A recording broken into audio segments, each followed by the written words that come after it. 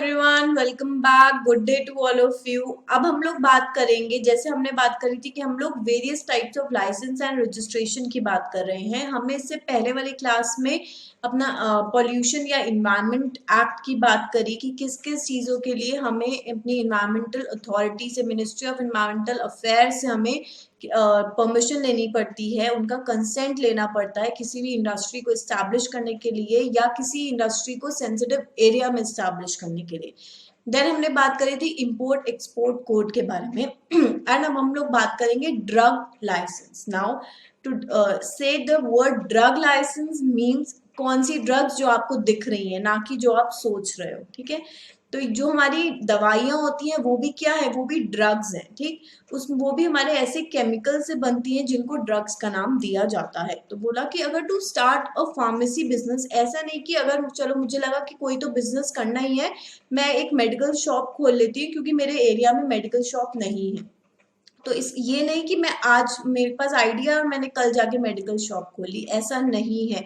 मेरे पास qualified degree होनी चाहिए मेडिकल शॉप खोलने के लिए, केमिस्ट की शॉप खोलने के लिए उसके पास एक मेडिकल लाइसेंस होना चाहिए, ड्रग लाइसेंस, प्लस उनकी क्वालिफिकेशन वो होनी चाहिए जिससे वो सही दवाई एज एन कोई भी नॉर्मल पर्सन जिनके पास आप पढ़ोगे एक सेट क्वालिफिकेशन नहीं है वो केमिस्ट का काम नहीं कर सकता, because it is a very complicated job. Don't you think कि आपको कई बार ऐसा भी होता है, ऐसे कस्टमर्स भी आते हैं या हम भी कभी बार जाते हैं कि बोलते हैं कि भैया नॉर्मल कोल्ड या बुखार हो रहा है, आप प्लीज मेडिसिन कोई दे दो। ठीक है, तो अब क्या है, अगर उसको नॉलेज नहीं है तो वो आपको कुछ भी दे सकता है, एंड कुछ भी मतलब कुछ भी, एंड वो क्या होगा, वो आपकी लाइफ इफेक्ट कर सकती है। तो इन्होंने क्या बोला कि ड्रग लाइसेंस भी एक सर्टेन पैरामीटर्स को देख के दिया जाएगा, प्लस जो ये शॉप खोल रहा है उनके पास भी एक सर्टेन क्वालिफिकेशन होना मैंडेटरी है। तो बोला to start a pharmacy business a drug licence is required. Central Drug Standard Control Organization and State Drug Standard Control Organization control the issue relating to drugs in India. List of drugs control organization, बोला drugs control organisation issue करती है 2 types of license for operating a pharmacy business. Now please mark it as important from the perspective of exam because आपसे पूछा जा सकता है वो कौन से 2 लाइसेंस है जो हमारी ड्रग्स कंट्रोल ऑर्गेनाइजेशन इशू करती है। यही सारे क्वेश्चंस तो एग्जाम में आएंगे। कुछ देखो, हम लोग जो जितना भी पढ़ रहे हैं ना, सारा का सारा आईसीएसआई मॉड्यूल के साथ पढ़ रहे हैं, आप क्रॉस वेरीफाई भी कर सकते हैं। कोई एक ऐसा टॉपिक भी नहीं होगा जो हमने कवर नहीं किया है, that is my guarantee. Until and unless वो कुछ नॉलेज पर्पज से हो, एग्जाम परस्पेक्टिव से इतना इंपॉर्टेंट नहीं, इतना इंपॉर्टेंट मतलब सिर्फ नॉलेज परस्पेक्टिव से हो, चाहे वो इंपॉर्टेंट कितना भी है, हमने उसको अपने नोट्स में इनकॉर्पोरेट किया है। हम लोग हर चीज जो आपके मैथ में है, आपके मॉड्यूल में है, वो सब पढ़ रहे हैं। तो प्लीज क्वेश्चन इसके बाहर आना इम्पॉसिबल है। कई बच्चे बोलते हैं ना सीएस बहुत डिफिकल्ट है, वो क्यों बोलते हैं, बिकॉज वो अपने मैथ को कंसिडर नहीं करते हैं, उसकी कोई इंपॉर्टेंस उनको समझ में नहीं आती। जबकि अगर आपने मैथ मॉड्यूल अपना आईसीएसआई का जो लेटेस्ट मॉड्यूल है, अगर आपने उससे पढ़ाई करी है तो nobody can, no power can fail you. देखो, फेल वर्ड हमारी डिक्शनरी में एग्जिस्ट नहीं करता है, ना मेरी में करता है, ना आपने तो बिल्कुल भी नहीं। ठीक है, तो हम फेल वर्ड का तो यूज कर ही नहीं सकते, बिकॉज ना हमें होना है और ना ही हम ऐसे कोई वर्ड से फेमिलियर हैं। तो प्लीज जो जैसे मैं आपको पढ़ा रही हूँ वैसे पढ़ो, जो नोट्स मैंने आपको दिए हैं इससे पढ़ो, आप मैच करो। If you don't have confidence तो प्लीज एक बार मैच करो कि क्या मैम ने वो सब कवर किया है जो मॉड्यूल में, आप बोलोगे हाँ हर एक चीज मॉड्यूल की कवर करी है। अगर आपने ये चीज सही से पढ़ ली, राइटिंग प्रैक्टिस कर ली, तो बस एग्जामिनेशन तो आनी पक्की बात है। तो प्लीज ट्रस्ट करो और अच्छी तरीके से पढ़ो। एंड ये बात कहाँ से स्टार्ट हुई थी कि ये क्वेश्चन एग्जाम में आ सकता है, क्योंकि आपसे डायरेक्ट क्वेश्चन ही जनरली इस पर्टिकुलर सब्जेक्ट में पूछे जाते हैं। तो हमने बोला कि 2 टाइप्स ऑफ लाइसेंस होते हैं। कौन कौन से, हमने एक बोला, एक होता है रिटेल ड्रग लाइसेंस RDL, और एक होता है WDL। क्या बोला, RDL या फिर WDL। RDL stands for Retail Drug License and WDL stands for Wholesale Drug License. Retail Drug License issued किया जाता है to run a journal chemist shop. आपने कोई normal journal chemist shop run करनी है तो आप क्या लोगे, RDL लोगे। लेकिन होलसेल ड्रग लाइसेंस इशू किया जाता है टू द पर्सन और agencies engaged in drugs and medicine, जो बेसिकली इन ड्रग्स को बनाती हैं, उन कंपनी उन ऑर्गेनाइजेशंस के लिए होलसेल ड्रग लाइसेंस लेना मैंडेटरी है। लेकिन जो एक जर्नल शॉप रन कर रहा है केमिस्ट की, उसको आरडीएल लेना मैंडेटरी है। A retail drug licence is only issued to person who possess a degree और डिप्लोमा इन फार्मेसी। जैसे मैंने बोला, आप चेक करना, हम किसी भी केमिस्ट शॉप पे जाते हैं, उनकी शॉप पे आप देखोगे कहीं ना कहीं सर्टिफिकेट जरूर होता है। उसका मतलब क्या है कि उन्होंने परमिशन ली है, प्लस उनके पास वो certain minimum criteria of qualification वो पोजेस करते हैं। तो क्या बोला, retail drug licence is issued only to a person possess a degree और diploma in pharmacy from a recognised institute और university after depositing the requisite fee, but the above conditions are relaxed in case of procuring wholesale drug license। अब क्या बोल रहे हैं ये लोग कि अगर आप कोई केमिस्ट शॉप रन कर रहे हो, जैसे हमने बोला आरडीएल लाइसेंस अगर आपको चाहिए, रिटेल ड्रग लाइसेंस चाहिए, तो you need to possess some certain qualification in pharmaceuticals.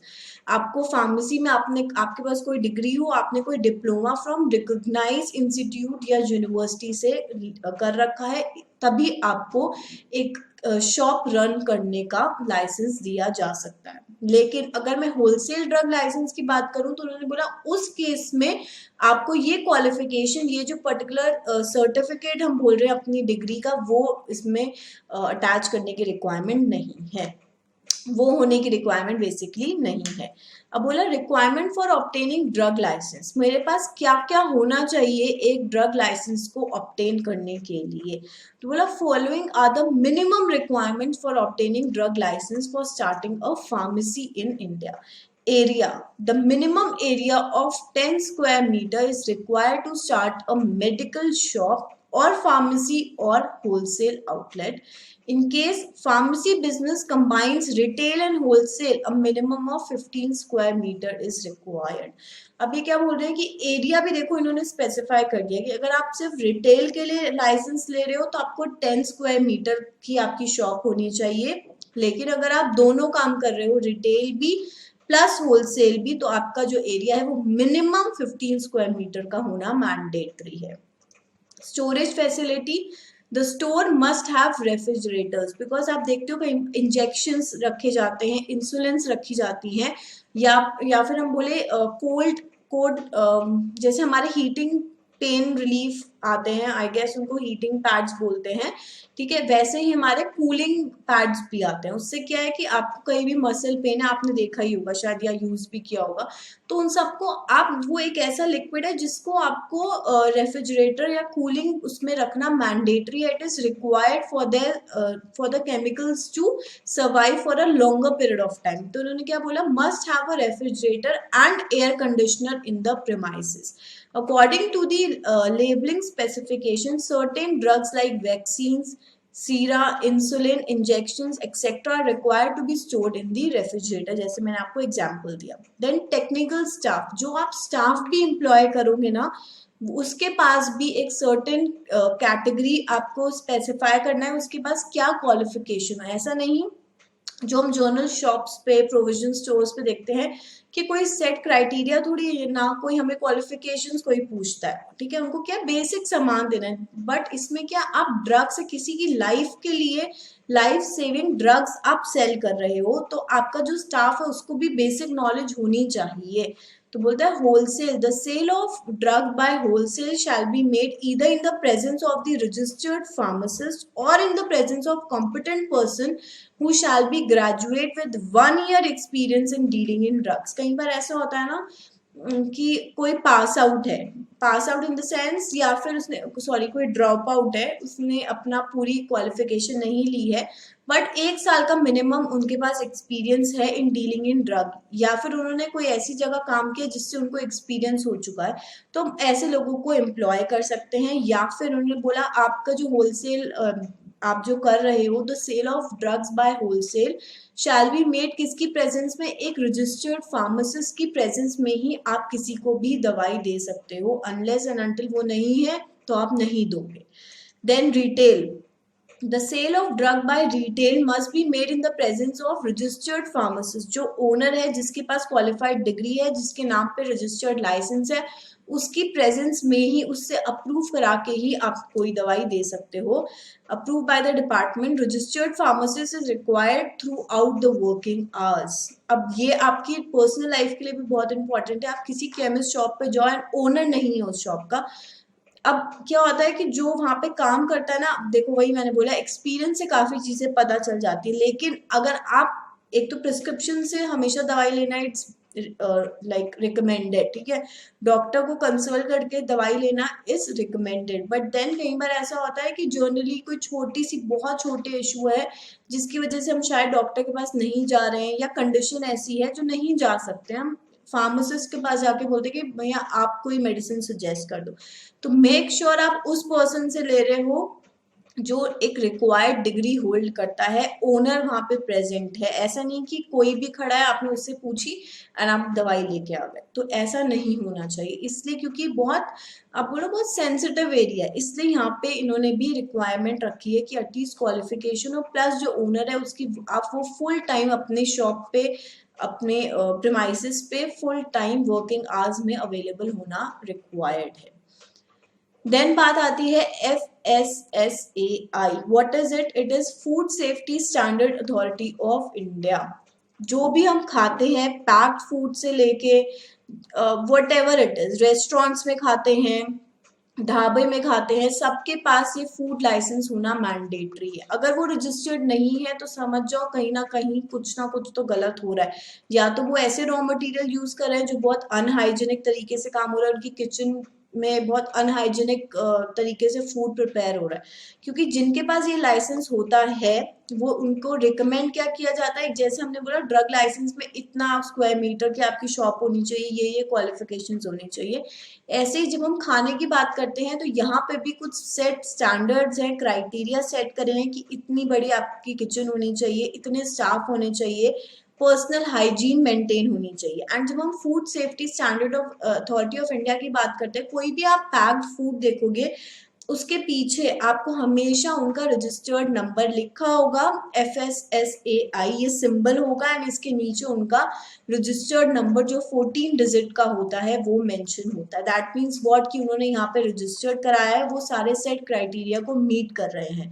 अब चाहे मैं पैकिंग ऑफ फूड की बात करूं, जो पैक कर रहा है खाने को, any type of food product, ठीक है, सेमी कुक्ड रॉ मटेरियल जो भी है, अगर वो पैकिंग प्रोसेस में इन्वॉल्व है उनको भी यहाँ पे रजिस्ट्रेशन लेने की रिक्वायरमेंट है। किसी का गोडाउन है, वेयर हाउस है, कोल्ड स्टोरेज है, जो बेसिकली फूड से डील करते हैं, स्टोर कर रहे हैं, उनको भी इसमें रजिस्टर्ड होने की रिक्वायरमेंट है। और फिर हमने क्या बोला, रेस्टोरेंट्स, देन योर ढाबा, सब लोगों को यहाँ पे जो भी खाने से डील करते हैं, चाहे वो cooked, semi cooked, raw material, packed, unpacked, serve करते हैं फूड, जितने भी मैंने जैसे बोला कैटेगरी फूड की बहुत बड़ी है, तो सबको यहाँ पे रजिस्टर्ड होने की रिक्वायरमेंट है। And I was watching a video on YouTube about this only. वहां पे मैंने देखा इतने हेल्थ स्टैंडर्ड्स बने हैं, जैसे हेजार्ड्स भी बताए गए हैं, उनको भी 3-4 कैटेगरी में डिवाइड किया गया है कि एक केमिकल हेजार्ड्स है, फिजिकल हेजार्ड्स है। उसमें क्या बोला कि केमिकल हेजार्ड्स कैसे हो सकता है, जैसे हम लोग कोई रेस्टोरेंट में खाने जाते हैं, ठीक है, वहां पे क्लीन, जैसे हम बोलते हैं ना भैया टेबल क्लीन कर दीजिए, अब वो क्या करते हैं, कोई भी केमिकल स्प्रे करें, if it all your food is kept there and फिर वो केमिकल स्प्रे करते हैं, that is not allowed. You can return that food or whatever the dish is, because ये क्या हो रहा है कि अगर केमिकल उस फूड में जा रहा है and you are intaking that particular product, तो क्या हो रहा है, आपका ह्यूमन सिस्टम वो डाइजेस्ट नहीं कर पाएगा। देन कई बार ऐसा होता है, हम किसी भी कई बार फेमस जगह में भी खाते हैं लेकिन फूड पॉइजनिंग हो जाती है, तो भी आप कंप्लेन अपनी रजिस्टर कर सकते हो एंड उनके अगेंस्ट एक्शन लिया जाएगा। बिकॉज अगर कोई यहाँ रजिस्टर्ड है तो एक सेट स्टैंडर्ड है क्लीनलीनेस के, हर चीज के, कि ये मेंटेन करके चलना है। कई बार इंस्पेक्शन भी किया जाता है। And very famous case is Maggi. बीच में क्या हुआ था, I guess it was in the year of 2016, Maggi was banned क्योंकि उसमें एक ऐसा केमिकल या ऐसा सब्सटेंस पाया जा रहा था जो कि ह्यूमन के लिए it's not suitable to have it, ठीक है। तो क्या हुआ था, मैगी को बैन करा था।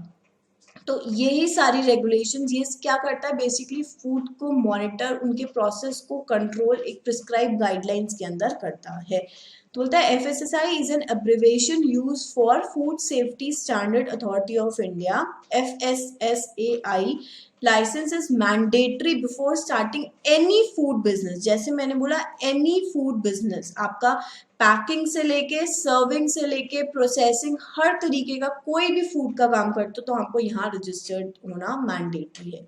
ऑल मैन्युफैक्चरर्स, ट्रेडर्स, restaurants को you don't know how it is pronounced nowadays. It is not pronounced as restaurants, it is pronounced as restaurant, right? Who are involved in the food business must obtain a 14-digit registration for a license or a license number which must be printed on food package. अब अभी भी अगर कोई, I am sure आपके पास कोई ना कोई चिप्स पैकेट या बिस्किट कुछ भी जरूर रखा होगा, क्योंकि ऐसे तो आप पढ़ते नहीं हो। You need your full comfort, क्योंकि घर में बैठ के पढ़े हो तो पूरा फायदा उठाना है।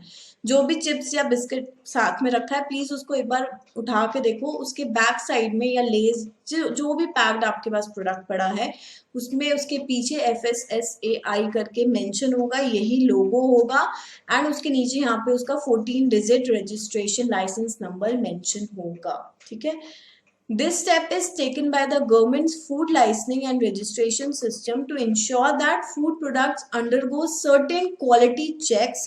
इसका मतलब क्या है, ये क्यों लिया गया है गवर्नमेंट ने ऐसा इनिशिएटिव कि देखो, the step is taken by government food licensing and registration system, ensure करने के लिए that it has undergone a quality check, thereby reducing the instance of adulteration। adulteration means कुछ और जो कि ह्यूमन कंजम्पशन के लिए फिट नहीं है, कोई ऐसी चीज जो आपके digestive as an human consumption के लिए फिट नहीं है, वो उसमें ऐड नहीं हो, मिलावट, बेसिकली सिंपल वर्ड्स में मिलावट तो नहीं है।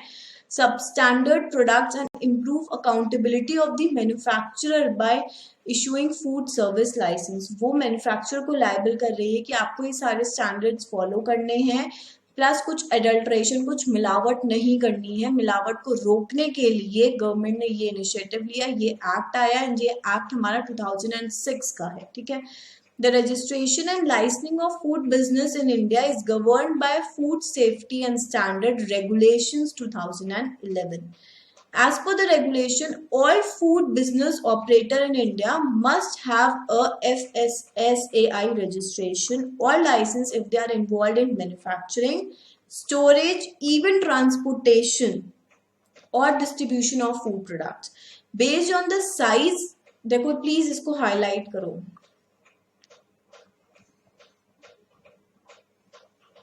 क्योंकि जनरली हम जब ये फूड का बात सुनते हैं हम सोचते हैं सिर्फ खाने का, ज्यादा से ज्यादा सोच सकते हैं कि किसी पर्टिकुलर जगह में खाना, या फिर हम पैक्ड प्रोडक्ट्स के बारे में सोच सकते हैं। लेकिन उन्होंने क्या बोला, manufacturing, storage, transportation and even distribution of food products के लिए भी इनको लाइसेंस लेने की रिक्वायरमेंट है। Based on the size of nature of business, FSSAI registration और लाइसेंस में बी रिक्वायर्ड। कोई सर्टेन पैरामीटर्स है जिसके अकॉर्डिंग इनको रजिस्ट्रेशन लेने की रिक्वायरमेंट है। बोला इन अ नटशेल हम क्या बोल सकते हैं, you need a FSSAI licence to do food business in India. Remember what happened to Maggi in early 2016? Maggi was banned, ठीक है। Then registration कैसे होता है कि registration is required for all petty food business operators. Petty food business operator is any person or entity कौन जो manufactures or sell any article of food himself, और a petty retailer, petty retailer मतलब छोटे से छोटा retailer, hawker, itinerant vendors, temporary stall holders। अब यहाँ पे बात की गई है itinerant vendors की। ये कौन होते हैं, जो एक घर से दूसरे घर जाके, मतलब जगह जगह जाके कुछ भी खाने वाला प्रोडक्ट बेचते हैं, ठीक है वो। या हॉकर्स, टेम्पररी स्टॉल होल्डर्स, जो जगह जगह हम देखते हैं कई बार स्टॉल्स लगे होते हैं, वो उन सबको रजिस्ट्रेशन लेने की रिक्वायरमेंट है। Distribute foods including any religious और सोशल गैदरिंग में अगर आप वहाँ पे कोई भी फूड डिस्ट्रीब्यूट हो रहा है तो फिर रजिस्ट्रेशन लेने की रिक्वायरमेंट है।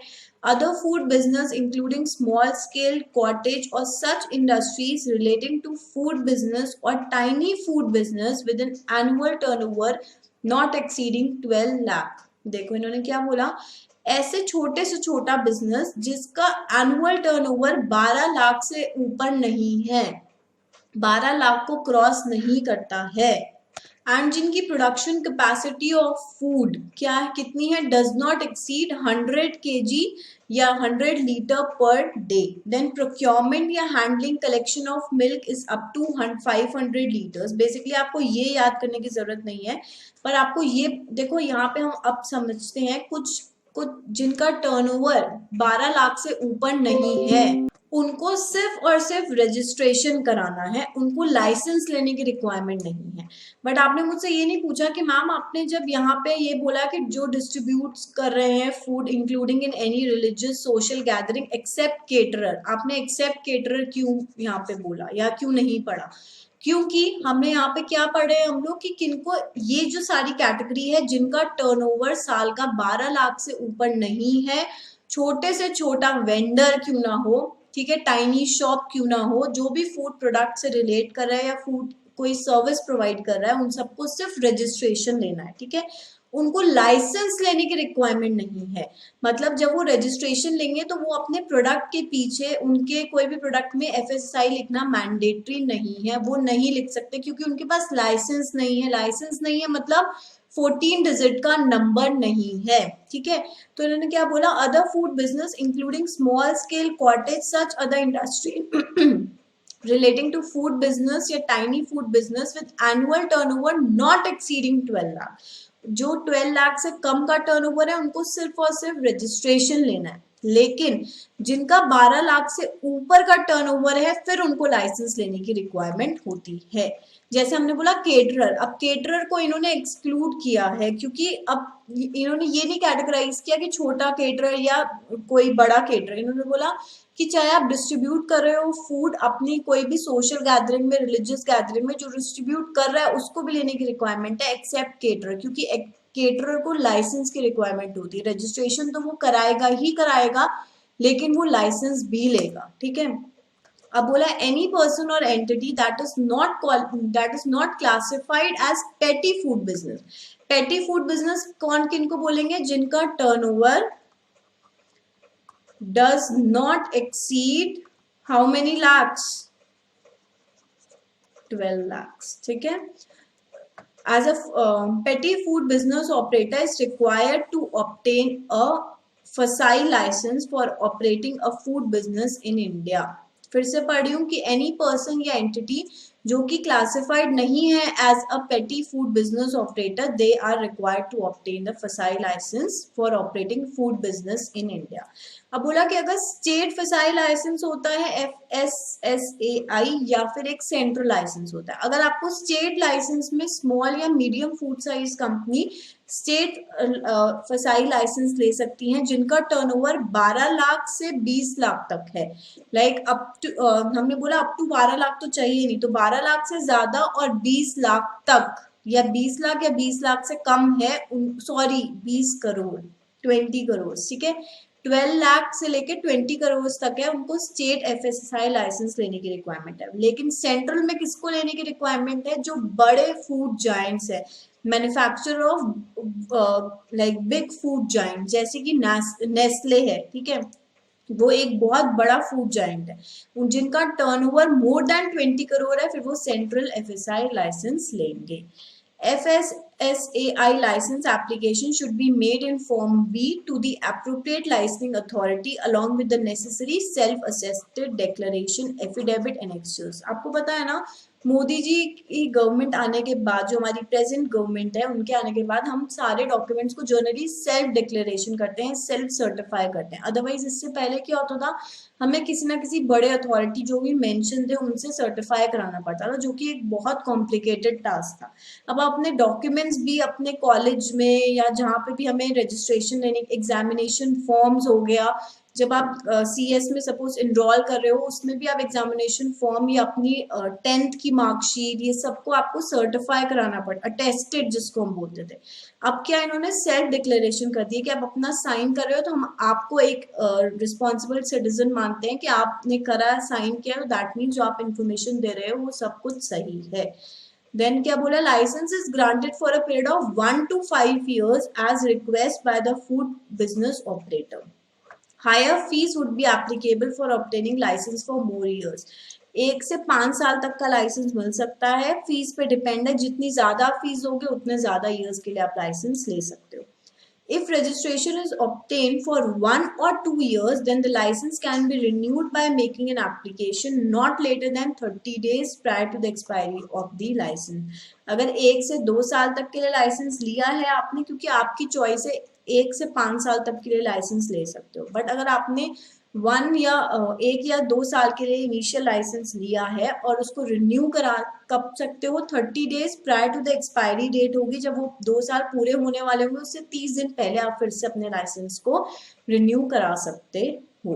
तो हमने किसके बारे में पढ़ा, हमने फूड सेफ्टी स्टैंडर्ड्स के बारे में पढ़ा कि कैसे लाइसेंस ले सकते हैं, क्या टर्नओवर की रिक्वायरमेंट है सेंट्रल या स्टेट लाइसेंस लेने के लिए। अब हम बात करेंगे बैंकिंग के बारे में। देखो, इसके बीच में एक टॉपिक था हमारा NBFCs, and I guess NBFC पे तो हम काफी डिटेल में डिस्कस कर चुके हैं, कितने टाइप्स की NBFC होती है, पूरा एक चैप्टर पढ़ चुके हैं, ठीक है, कितने टाइप की NBFC होती है, किस तरीके से उनको रजिस्टर्ड किया जाता है, कैसे मॉनिटर्ड होती है, कैसे हम उनके लिए एप्लीकेशन फाइल कर सकते हैं, क्या रूल्स एंड रेगुलेशन है। तो डबल बात करना इज वेस्टेज ऑफ टाइम, वो पूरा का पूरा चैप्टर NBFC का आप पढ़ सकते हो, सेम चीज इसमें भी मेंशन की गई थी, तो इसीलिए NBFC क्योंकि हमारा ऑलरेडी कवर हो चुका है इसलिए यहाँ पे नहीं है। देन अब हम बात करेंगे बैंकिंग की। अब देखो, अच्छा मैं NBFC की अगर बात छेड़ी है तो हम NBFC किसको बोलते हैं, जिनके पास बैंकिंग लाइसेंस नहीं होता, ठीक है, उनको हम NBFC बोलते हैं। पर अब हम क्या बात करेंगे, नॉर्मल अपने बैंक्स के बारे में बात करेंगे। Licence of banking company is governed by banking regulation act 1949, एंड ये बैंक तो सब लोग जनरली फेमिलियर ही हैं। एंड इसके आगे आप देखोगे इतनी ही भीड़ हमेशा रहती है, इनके स्टाफ इतने ज्यादा टैलेंटेड एंड एक्सपर्ट होते हैं कि वो बहुत टाइम लगाते हैं काम करने में। जनरली अब पहले के टाइम पे क्या होता था, हर एक के पास SBI में अकाउंट होता ही था। SBI में अकाउंट होना इट्स मैंडेटरी, आपके भी घर में किसी ना किसी के पास SBI में अकाउंट जरूर होगा। लेकिन आजकल की जनरेशन अवॉइड करती है थोड़ा SBI में अकाउंट खुलवाना, बिकॉज स्टाफ नहीं सुनता, बहुत लेट हर काम करते हैं, तो generally they are shifted to private sector bank और मोर थोड़े इससे और बेटर रेगुलाइज जो होते हैं उन सारे बैंक्स पे, ठीक है। तो बैंकिंग कंपनीज किससे रेगुलेट होती है, बैंकिंग रेगुलेशन एक्ट से।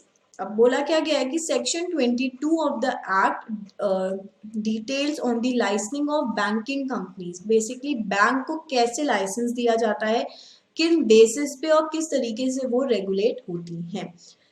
Save as hereinafter provided, no company shall carry on the banking business in India unless it holds a license issued in that behalf by RBI, and any such license may be issued subject to such conditions as RBI may think to fit। मतलब सबसे पहले अगर आप कोई bank open करना चाहते हो तो ऐसे नहीं कर सकते हो, ऑब्वियसली कोई इतना बड़ा स्टेप ऐसे नहीं ले सकता, आपको RBI की रूल्स गाइडलाइंस को फॉलो करना है, उनसे परमिशन लेनी है, तभी जाके आपको बैंकिंग लाइसेंस, अगर RBI को सही लगता है कि सारी गाइडलाइंस फॉलोड हैं, तभी आपको RBI से बैंकिंग लाइसेंस इशूड हो सकता है, ठीक है। Now, every banking license in existence on the commencement of this act before the expiry of 6 months from such commencement, in existence on the commencement of this act, मतलब जब ये banking regulation act 1949 आया उससे पहले जो company as a bank काम कर रही थी, every banking company in existence on the commencement of this act before the expiry of 6 month, जैसे बैंकिंग रेगुलेशन एक्ट 1949 से जिस भी दिन वो आया वहां से लेके 6 मंथ्स तक, ठीक है, 6 मंथ खत्म होने तक जो बैंकिंग कंपनी इस एक्ट आने से पहले से काम कर रही थी, तो तो with in 6 months from the commencement of this act उनको क्या करना है, उनको भी लाइसेंस लेने की रिक्वायरमेंट होगी। Before the expiry of 6 months from the commencement of such act and every other company before commencing any business banking business shall apply करेगी in writing to Reserve Bank for a licence under this section. मतलब समझ में आया कि जब से ये act आया है, जिस दिन से ये एक्ट अप्लाई हुआ है, उसके 6 महीने के अंदर अंदर जो बैंकिंग कंपनीज इस एक्ट के आने से पहले से काम कर रही हैं, बैंकिंग बिजनेस में है, उनको विद इन 6 मंथ्स आरबीआई को लिख के उनको क्या लेना होगा, लाइसेंस लेने की रिक्वायरमेंट है।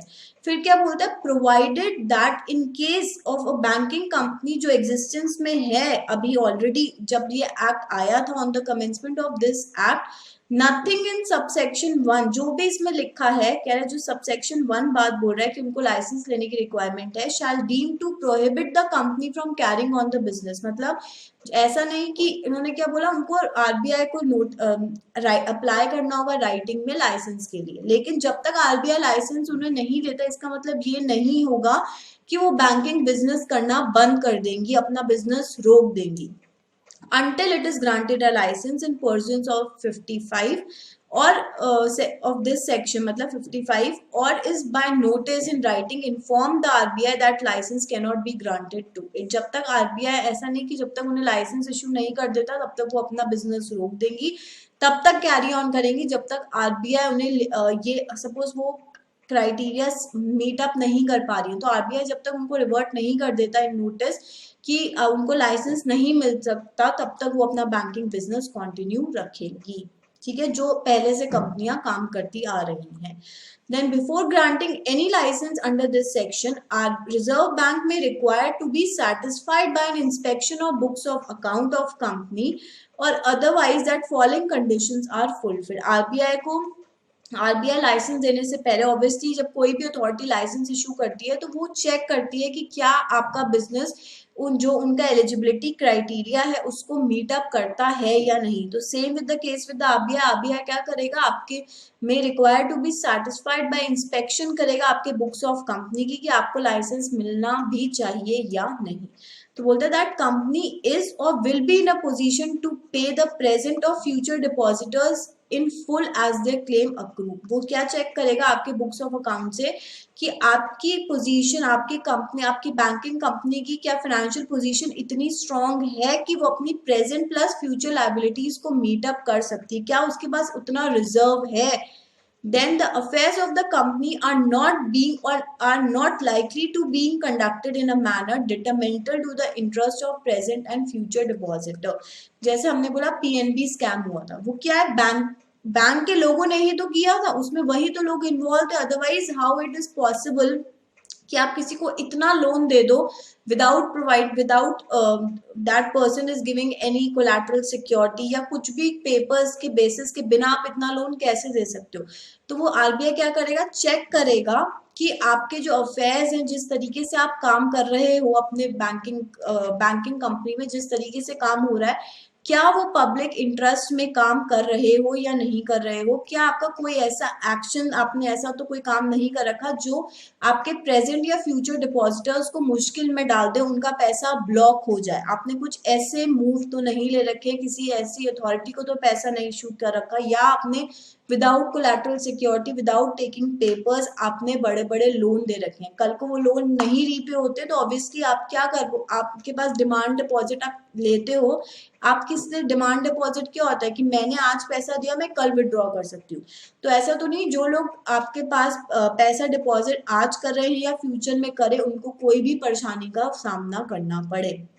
Then the journal character of the proposed management of the company will not be prejudicial to the public interest of its present or future depositor. कि ऐसा तो नहीं है कि आपका मैनेजमेंट कोई ऐसे तरीके से काम कर रहा है जो आपके पब्लिक इंटरेस्ट में नहीं है।